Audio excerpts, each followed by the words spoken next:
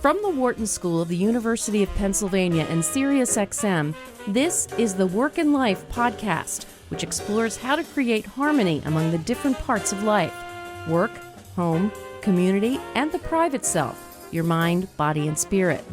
The conversation you're about to hear was originally recorded on the Work and Life radio show on SiriusXM 111, business radio powered by Wharton.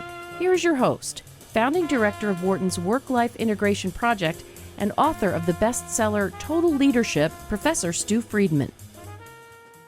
My guest in this episode of Work and Life is Cal Newport, who's a professor of computer science at Georgetown University, an MIT Ph.D., and the author of Deep Work: Rules for Focused Success in a Distracted World. Cal studies the theoretical foundations of our digital age, and in this book writes about what we can do to deal with and manage and harness the power of these technologies on our work and in other parts of our lives. He argues that focus is the new IQ. And in our conversation, we talk about why people who cultivate their ability to concentrate without distraction will thrive. And Cal offers his 4 really useful guidelines for cultivating deep work in our lives, and how it's necessary and possible to train your brain to focus. And finally, what you can do to open up a dialogue about creating the conditions for successful deep work in your workplace. Cal, welcome to Work and Life. Hi, Stu. Thanks for having me. It's great to have you here. So, Cal, if you could start us off here. Distraction is a huge topic on this show. It is causing all kinds of difficulties and health problems and productivity issues for so many different people. What you've done is to kind of flip the question and look for ways that we can find focus, deep focus. So give us a brief overview. What is it that you have discovered, this thing that you call deep work?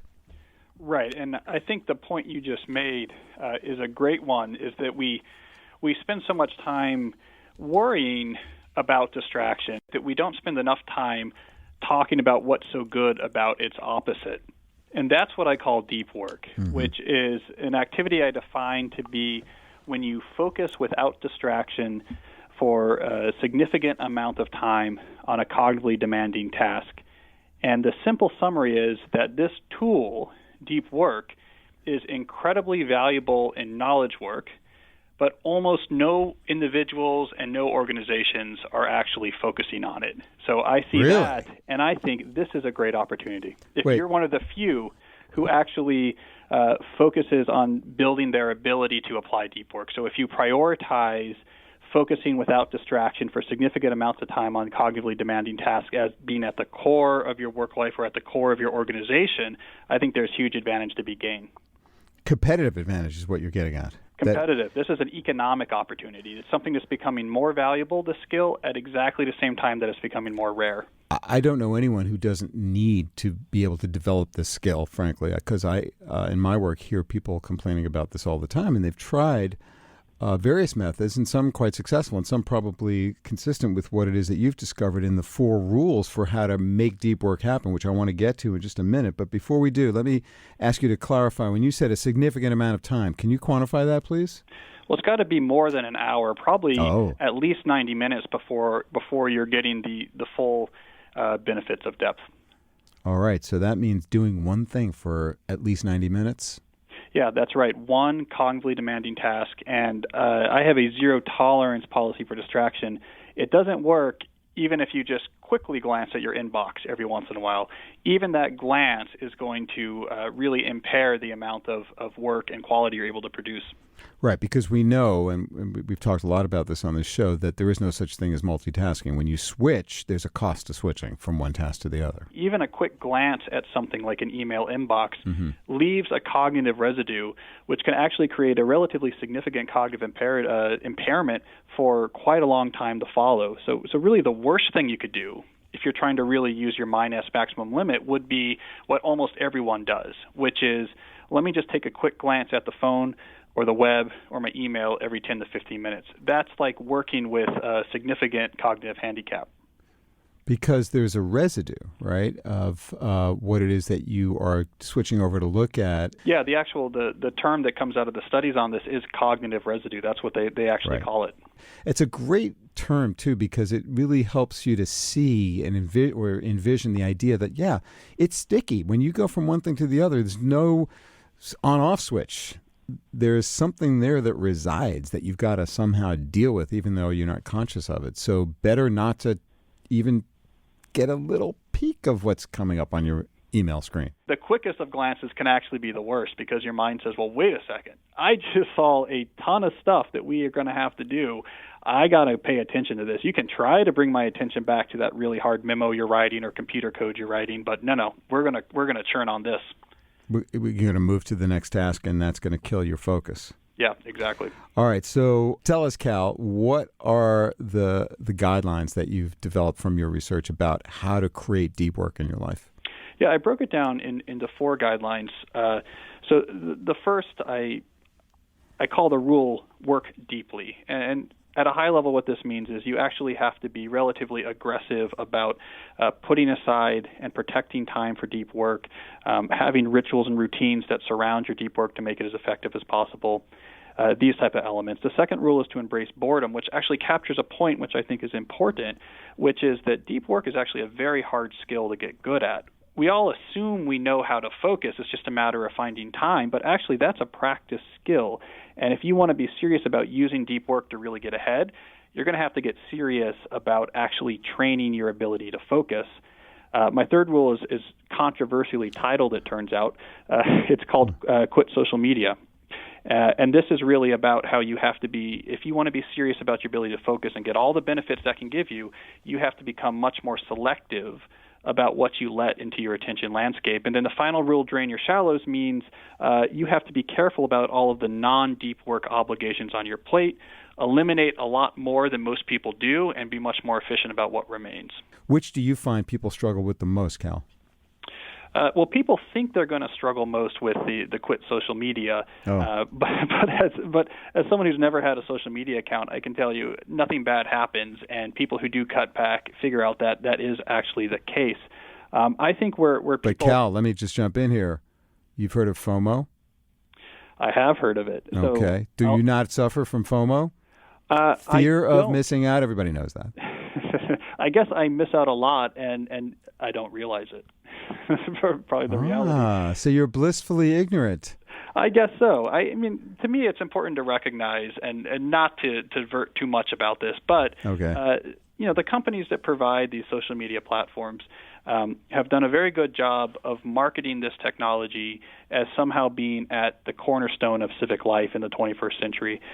But the reality is that they're media companies that sell advertisements and hire people who are very highly trained at figuring out how to grab and distract as much of your attention as possible.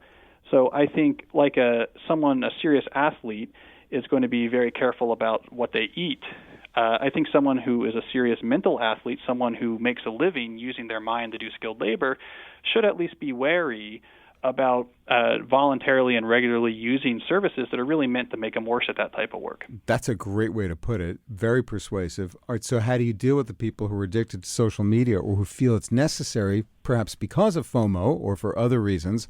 How do you help them, or what guidelines do you have for how to quit? Because that seems like a daunting task, especially for certain people in certain industries who rely on feeds in social media.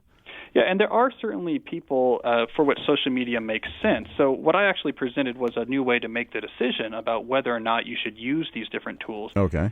And actually my inspiration for this process might be unexpected. I went and I talked to a farmer. Mm-hmm. And the way I thought about it was, farmers use tools, but they have to be very selective, right? They only have so much money, and they're very careful. The farmers I've known have been very careful about tool selection. So I sat down with a farmer and said, walk me through how you decide which tools you use in your life and which tools you don't. And at the crux of his decision-making process was this idea that, well, of course, every tool has some benefits. it wouldn't be offered for sale if it didn't have some benefits. But I'm very careful to only bring into my professional life the tools that are going to have positive benefits that substantially weigh out the cost. And I think that's the same way that people should think about tools like social media. Of course, they have benefits, and there's some things you might miss. But the question is, do these tools bring substantial benefits to the things you care about most that substantially also outweigh the negatives they have on grabbing your time and attention? And I think for some people the answer is yes.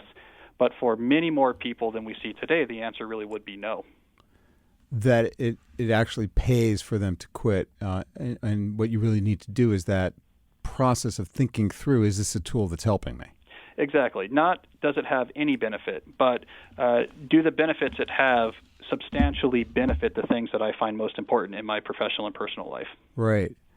So most people probably tell you, I couldn't do that, right? Yeah, so what I suggest is quit for 30 days. And after 30 days, you have to ask yourself two questions. One, was your life substantially impoverished, right? Would you find yourself that you were missing out on things that you had a hard time with your professional and personal life? And two, did anyone else notice or care? Because I think part of the loop of self-regard that keeps people connected to social media is you begin to develop this idea that, well, I have this audience out there, and they need to hear what I have to say. So it can be a usefully humbling experience to realize after this 30-day experience, nobody cares. No one noticed that you weren't sending out your insightful tweets. Or maybe even a shorter spell to do a trial.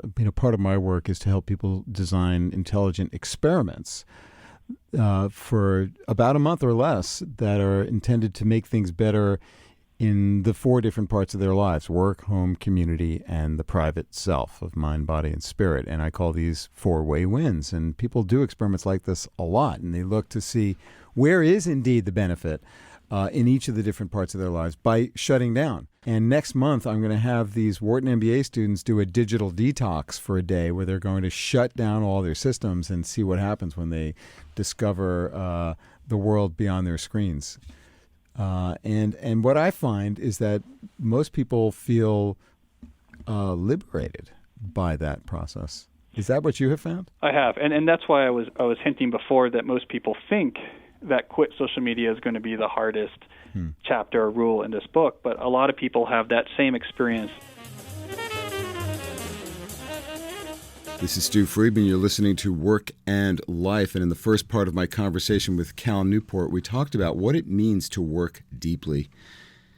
The idea of cognitive residue and the cost of switching tasks, and how to quit social media and keep only the tools you really need and discard the rest.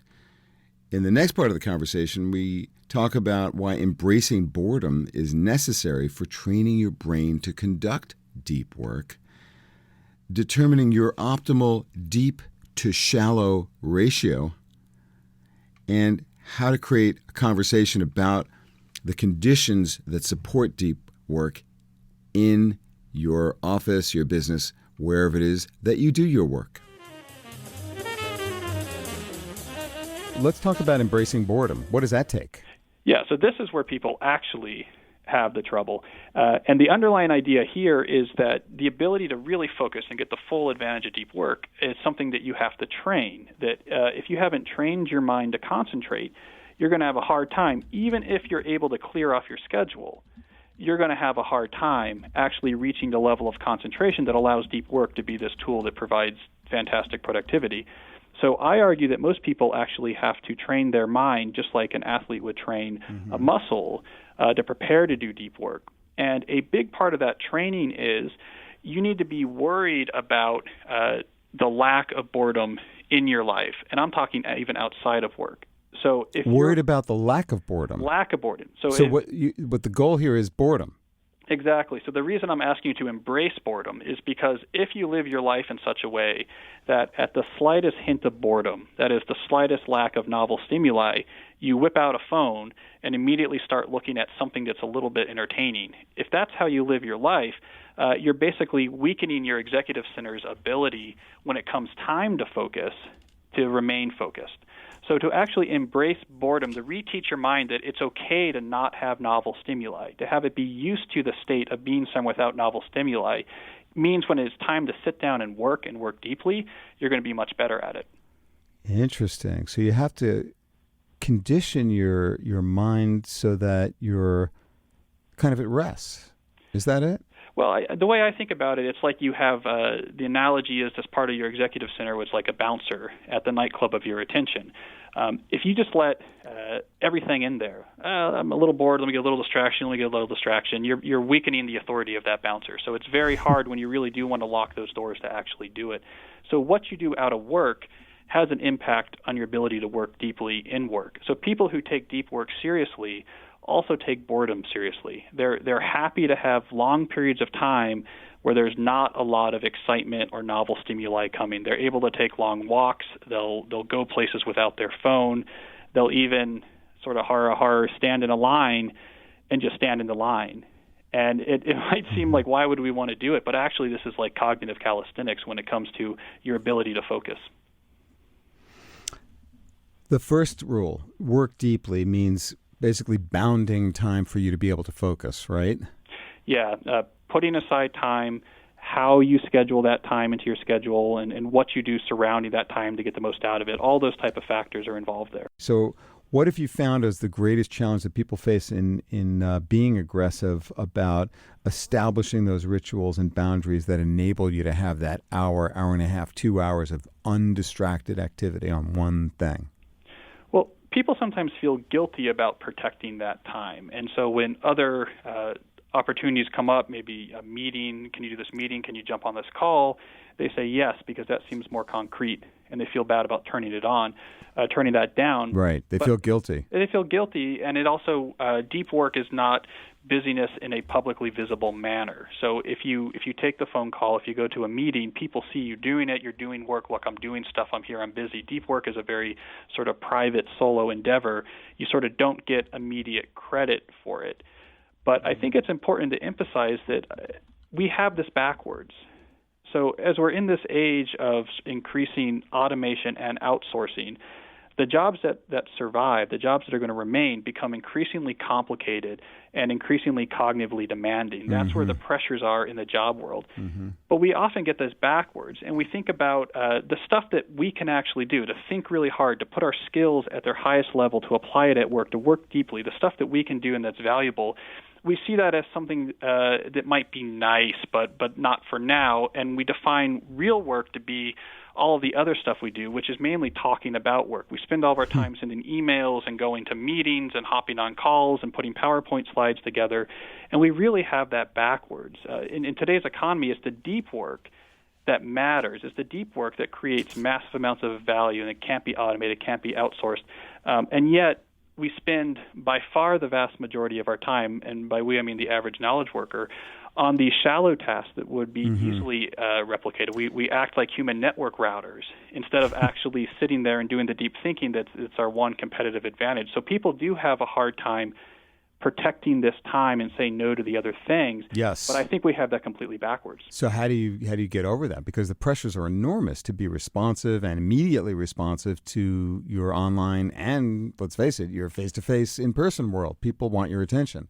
So how do you bound it and protect it? Well, there's two cases. So if you're not in a big organization, if you don't have a boss, so you have control over what's in your life, be less connected, be less responsive. Just you push things to the side, prioritize deep work, and try to fit as much of the other stuff as you can as it fits. People who don't have bosses sometimes overestimate or how much connectivity they have to be or how important these distracted tasks are. I recently wrote this article that contrasted two popular bloggers and podcasters that were both having real trouble with the amount of email coming in through their websites. The first blogger hired a high-end executive assistant who works with him full-time just to help him keep up with the email. That was his solution. The other sort of high-powered blogger took his email address off the website and said, you can write me a letter if you want to contact me. And it turned out nothing bad happened when he did that. Nothing happened to his traffic, nothing happened to his revenue, but suddenly he had massive more time available to actually write better content, and it was good for his business. So I think in a lot of cases, we think we need to be really connected. We need to be doing these emails. We need to be saying yes to everything. But the reality is if we ran the type of experiments you recommend, you would realize, wait a second, maybe 80-90% of the stuff that's eating up my attention is nice but not that important. Well, what if your manager isn't down with the deep work plan? Yeah, so this is the other case. And what I recommend here is actually you need to open a dialogue about deep work. So I have this suggestion that you actually talk to your boss or manager about what your ideal deep to shallow work ratio should be. Deep to shallow ratio. Exactly. That's so a great concept. I'm here 40 hours. I measure my time very carefully. What should I be aiming for? And you open up a conversation when you do this. But now once you have this agreement with a boss or a manager, you have a platform from which you can actually make stronger decisions and say, what, the reason I'm going to turn down this meeting or I'm not here is because we're way off the ratio you said I should be meeting. I only got 2 hours of deep work. That's not producing value for this company. You don't need me sending emails. You need me actually doing what I do best. So how can we get more time? And I think the meta point that's important here is that there's interesting research, such as the work of the Harvard Business School professor Leslie Perlow at Boston Consulting Group, that says with these type of issues, once you actually open up a dialogue, a regular dialogue about these type of issues, well, deep work is important to me, I'm getting none done, it can uncover lots of different cultural things at your company that really aren't that important, that the company can move past or your group or team can get past. That once you start talking about these things, it actually enables changes to the culture that might have otherwise seemed sort of hopelessly entrenched. Exactly. And indeed, that's a part of the training that I do with my students in this program that I've been doing for almost 20 years now.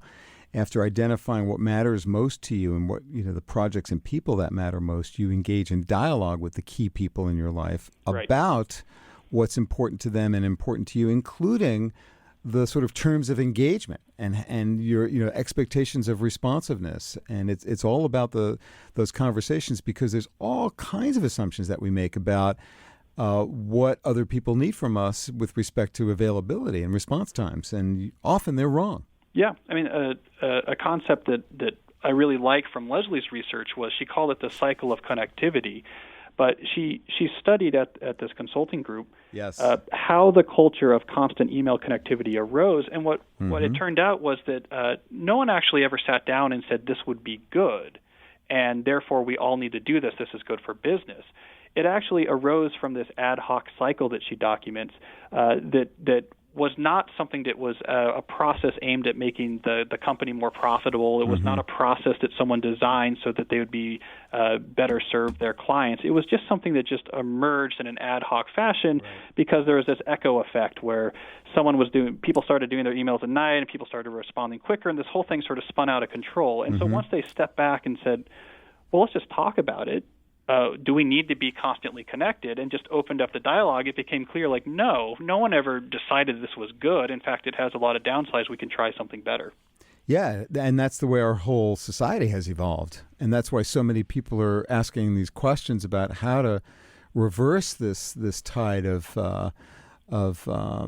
being sort of drowning in the deluge of data that's coming at us all the time, and be able to really focus on the things that matter when they matter. Yeah, and I think a good place to start is having the terminology right. And I think just by understanding that deep work, for example, is a specific type of effort that returns a lot of value for the company, just isolating it from other types of work is a great starting point, because now you have a particular tool and you can say, what do I need to use to prioritize this tool, and what's getting in the way of using this tool. And to me, it's a much more productive way to go forward than to just think about the distractions in our lives and struggling with whether the good outweighs the bad.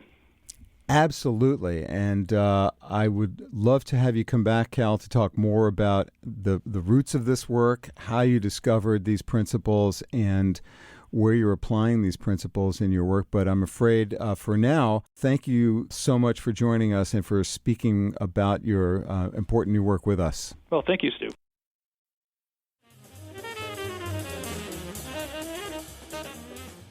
I hope you enjoyed my conversation with Cal Newport, in which we talked about the 4 guidelines that he offers for being more effective in creating focus in your life. To work deeply, you've got to be serious about protecting time with rituals and routines that allow you to engage in deep work, to embrace boredom and its many wonders, to quit social media or at least cut down on it.